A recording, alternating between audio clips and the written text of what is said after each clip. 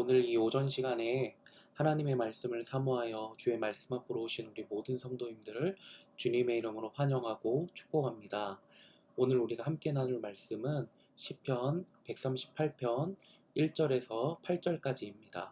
제가 봉독해 드리겠습니다.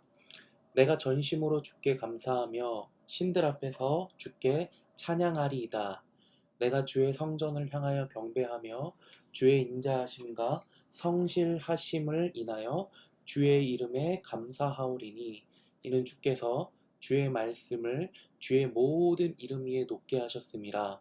내가 간구하는 날에 주께서 응답하시고 내 영혼을 장려하여 강하게 하셨나이다. 여호와여, 땅의 열왕이 주께 감사할 것은 저희가 주의 입의 말씀을 들음이오며 저희가 여호와의 도를 노래할 것은 여호와의 영광이 크심이니이다. 여호와께서 높이 계셔도 낮은 자를 하감하시며 멀리서도 교만한 자를 아시나이다. 내가 환난 중에 다닐지라도 주께서 나를 소성케 하시고 주의 손을 펴사 내 원수들의 노를 막으시며 주의 오른손이 나를 구원하시리이다. 여호와께서 내게 관계된 것을 완전케 하실지라. 여호와여, 주의 인자하심이 영원하오니 주의 손으로 지으신 것을 버리지 마옵소서. 아멘.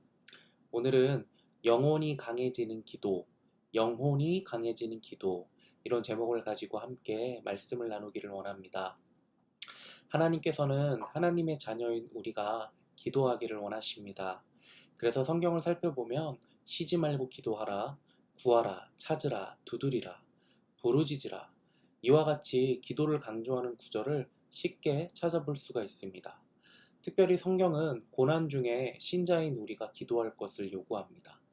야고보서서 5장 13절입니다. 너희 중에 고난당하는 자가 있느냐? 저는 기도할 것이요. 우리는 개인적으로, 교회적으로, 국가적으로 기도해야 할 문제가 많이 있습니다. 그때 이 구절은 우리에게 이때가 바로 기도할 때라고 말하고 있는 겁니다. 오늘 우리가 읽은 이 138편은 다윗이 엄청난 어려움 속에서 기도했더니 하나님께서 들으시고 응답하신 것을 감사하는 내용입니다. 138편을 쓸 당시 다윗은 굉장히 큰 어려움에 처해 있었던 것 같습니다. 3절입니다. 내가 간구하는 날에, 이 부분을 새번역 성경으로 보게 되면요, 내가 부르짖었을 때 라고 번역하는 것을 볼 수 있습니다. 여러분, 우리는 어지간하면 기도할 때 부르짖지 않고 점잖게 묵상으로 기도합니다. 그러나 당시 다윗이 처한 상황은 점잖게 기도하는 것이 아니라 부르짖어 기도할 수밖에 없는 절체절명의 위기 순간 가운데 다윗이 처해 있다는 것을 우리가 알 수 있습니다. 이어서 7절입니다. 내가 환난 중에 다닐지라도, 새번역 성경은 내가 고난의 길 한복판으로 걷는다 하여도 이렇게 번역합니다. 지금 다윗은 고난의 정점에 자신이 서 있다고 고백하고 있는 겁니다. 이때 다윗은 하나님께 부르짖어 기도했습니다. 그리고 하나님께서는 그 다윗의 기도를 들으시고 응답하셨습니다. 하나님께서 다윗에게 어떻게 응답하셨습니까? 3절 후반절입니다. 내 영혼을 장려하여 강하게 하셨나이다. 하나님께서 다윗을 강하게 하셨다고 말합니다. 어떻게 다윗을 강하게 하신 것일까요? 골리앗처럼 엄청난 힘을 더하신 것일까요? 아니면 어떤 장수보다 활을 멀리 또 정확하게 쏘게 하신 것일까요? 아닙니다. 다윗의 영혼을 강하게 하셨다는 겁니다. 그렇게 보면 다윗은요, 참으로 그의 영혼이 아름답고 강한 사람이었습니다. 그 대표적인 모습이 어떤 모습입니까? 오늘 시 외에도 다윗은 굴곡진 인생을 살았기에 참으로 많은 고난 가운데 하나님께 부르짖었습니다. 여러분, 그때마다 다윗의 시에 빠지지 않고 공통적으로 등장하는 한 부분이 있습니다. 바로 하나님을 향한 감사입니다. 처음에 다윗은 슬픔과 근심과 원망과 분노 가운데 기도가 시작됐지만 이 영혼이 강한 자는 하나님을 향한 감사로 기도가 끝나게 된다는 겁니다. 이뿐만 아닙니다. 다윗은 원수와 같은 사울 왕을 2번이나 죽일 수 있는 기회가 있었지만 2번이나 다 살려줍니다. 왜 그렇습니까? 다윗이 착하기 때문입니까? 성품이 온유하기 때문입니까? 아닙니다. 영혼이 강하기 때문입니다. 다윗의 영혼이 강하기 때문에 분노와 원망의 마음을 빼앗기지 않고 사울 왕을 살려서 보낼 수 있다는 겁니다. 교만한 마음도 마찬가지입니다. 사울은 왕이 되고 가는 전쟁터마다 승승장구하자 그는 교만했습니다. 하지만 다윗은 왕이 되고 나라가 커지고 가는 전쟁터마다 승승장구했지만 그는 오히려 더욱더 하나님 앞에 겸손했습니다. 그 이유가 무엇입니까?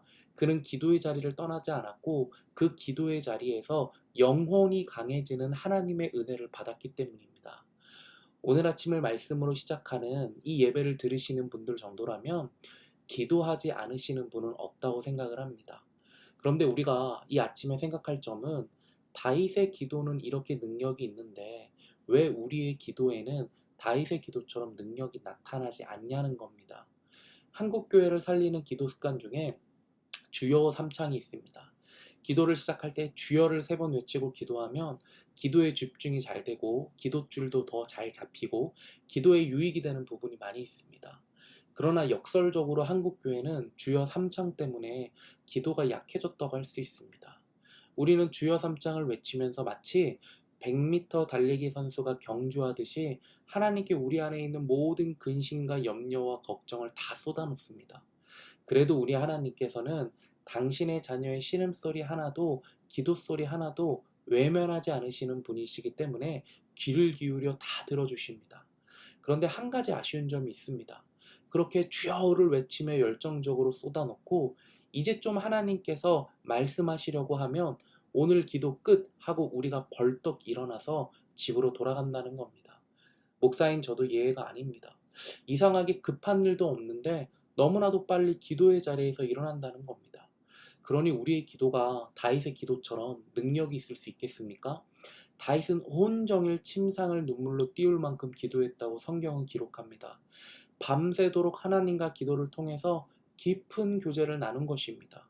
사울에게 도망다니면서 마음속에 어느 순간 자리 잡은 원망과 분노들, 왕으로서 직무를 감당하면서 뒤틀어진 감정들, 하나님을 믿는 자로서 갖지 말아야 될 생각과 감정들을 그 기도의 자리에서 다 씻어내며 영혼이 정결케 되고 영혼이 다시 한번 강함을 얻게 되었다는 겁니다. 여러분, 예수님을 믿는 사람들은 누구나 하나님의 뜻대로 살기를 원하는 거룩한 소원이 있습니다. 우리 마음속에 예수님이 오셨기 때문입니다.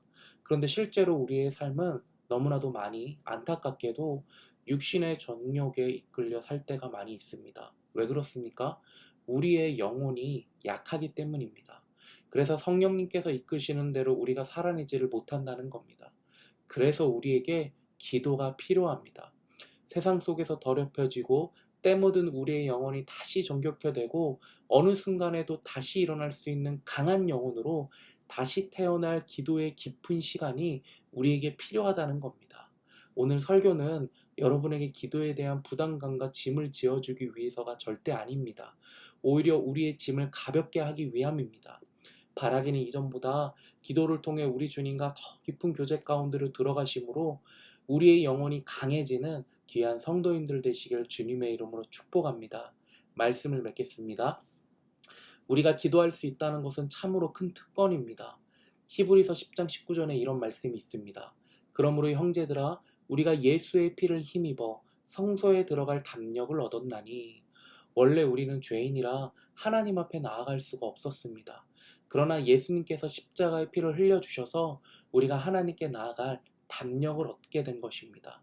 저는 이것이 예수 믿은 자가 누리는 복 중에 가장 큰 복이라고 생각합니다.